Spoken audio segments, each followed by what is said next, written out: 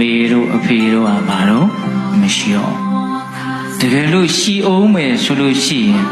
အမေကိုပြုစုလုပ်ကြွေးလို့ဖြစ်တဲ့ချမ်းသာအဖေကိုပြုစုလုပ်ကြွေးလို့ဖြစ်တဲ့ချမ်းသာကိုဘယ်လိုမလုပ်အရာယူရမယ်ဒါဆင်းရဲတရားမဟုတ်ဘူးချမ်းသာတရားဟုတ်လားအမေကိုပြုစုလုပ်ကြွေးခြင်းစိတ်အဖေကိုပြုစုလုပ်ကြွေးခြင်းစိတ်ဒီနည်းအားဖြင့်ဒီချမ်းသာကိုရလို့စိတ်ဖြစ်ဖို့အတွက်အ ਨੇ ဆုံးမိဘတို့ရဲ့ကိုယ့်ပေါ်မှာထားရှိခဲ့တဲ့မေတ္တာတရားကိုယ့်ပေါ်မှာရှိနေတဲ့ကျေးဇူးတရားဒီနှစ်ချက်ကိုတွေးရရတယ်။ဘာနဲ့ဘာကိုတွေးရမှာလို့မေတ္တာနဲ့ကျေးဇူးဘုံတို့မမြင်ညာဆောင်လို့မရဘူးနော်မိဘတွေလောက်ကိုယ့်ပေါ်မှာဒီလူဘဝကြီးမှာဘယ်သူမှမရှိဘူးဟုတ်လားမိဘလောက်ကိုယ့်ပေါ်မှာဘယ်သူမှမေတ္တာမရှိဘူးကျန်တဲ့လူတွေရဲ့မေတ္တာဆိုတာကမျှော်မှန်းချက်တွေသူတို့ဖြစ်ချင်တာလေးတွေဖြစ်နေတဲ့အချိန်မှသာလင်ပေးကြတာသူတို့ရချင်တာမရတော့ဘူးသူတို့ဖြစ်ချင်တာမဖြစ်တော့ဘူးဆိုရင်သူတို့မေတ္တာကိုများသောအားဖြင့်လွယ်လွယ်ကူကူပဲရုပ်သိမ်းသွားကြတာတချို့ကြတော့လည်းမျှော်မှန်းချက်တွေနဲ့မေတ္တာထားကြတာဆိုတော့မျှော်မှန်းချက်မရတော့ဘူးတင်ရင်လည်းရုပ်သိမ်းသွားရောဟုတ်လားမိဘတို့ရဲ့မေတ္တာဆိုတော့အဲ့လိုမဟုတ်သူကသူကိုဒါကိုသားသမီးလေးဆိုတဲ့စိတ်နဲ့အလိုလျောက်မေတ္တာဓာတ်ကယူစိတ်ကြတယ်နော်တီတာရေစင်ဟုတ်လားတော်တယ်မှာနော်စီစင်နေတယ်အလုံးအေးချမ်းနဲ့ကြည်လင်တဲ့ရေလေးလိုစိတ်နှလုံးကနေအလိုလျောက်မဖြစ်နေတာနော်သားသမီးတွေကိုချစ်နေတာဒီထဲမှာ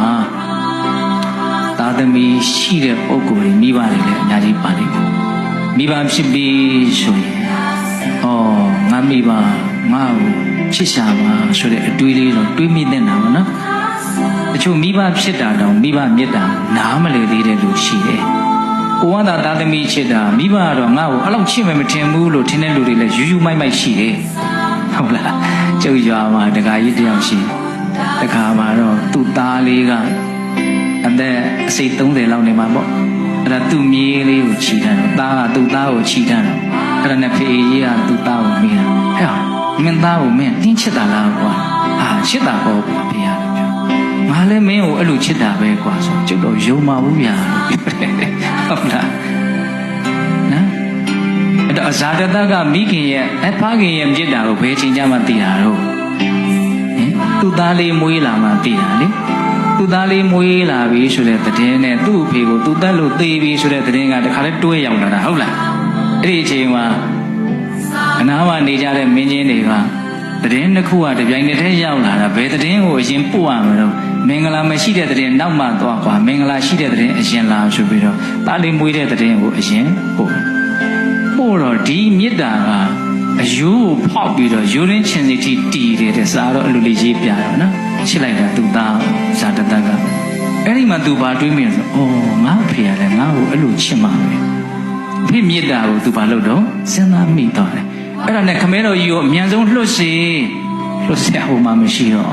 အဲ့ဒီမှာနောက်သတင်းဝင်လာနော်ပြောချင်တာဘာတော့တချို့မိဘတွေသားသမီးရှိတယ်ကို့မှာမိဘလည်းရှိသေးတယ်ဒါကိုပြောချင်တာနော်အဲ့လိုဆိုလို့ရှိရင်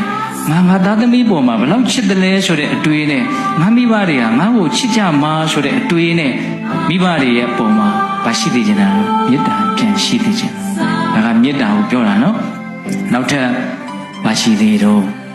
ကျေးဇူးဆိုတဲ့စကားလုံးကြတော့လည်းပြင်းထန်သွားပြီသူကမင်းမေတ္တာကတော့မတုံ့ပြန်ခြင်းတွေကိစ္စမရှိဘူးကျေးဇူးကတော့မဆက်လို့မရဘူးကျေးဇူးမဆက်ရင်လူယုံမှဆင်းရင်ဝင်မှာသူကကျေးဇူးကကျွေးသဘောလည်းဖြစ်တယ်ကျွေးဆိုရင်ဘာလို့ရမှာတော့ဆက်ရမှာနော်ဘုရားကဇတ်တော်တဲ့ဘုံဘုံပြောဦးတာနားထောင်မှုကြမလားမသိဘူးနော်ကေရာရဇတ်နော်ချက်တူရေးတွေကလေကျန်တဲ့ချက်တူရေးတွေမတူပဲနဲ့တလေးစပနံတို့အများကြီးချိုးပြီးတော့ချီးသွားတာဟုတ်လားအဲ့ဒီမှာလေပိုင်ရှင်ပုံနာကလိုက်စမ်းဒီကောင်စပရိုင်များဆောက်ထားလားမသိဘူးနော်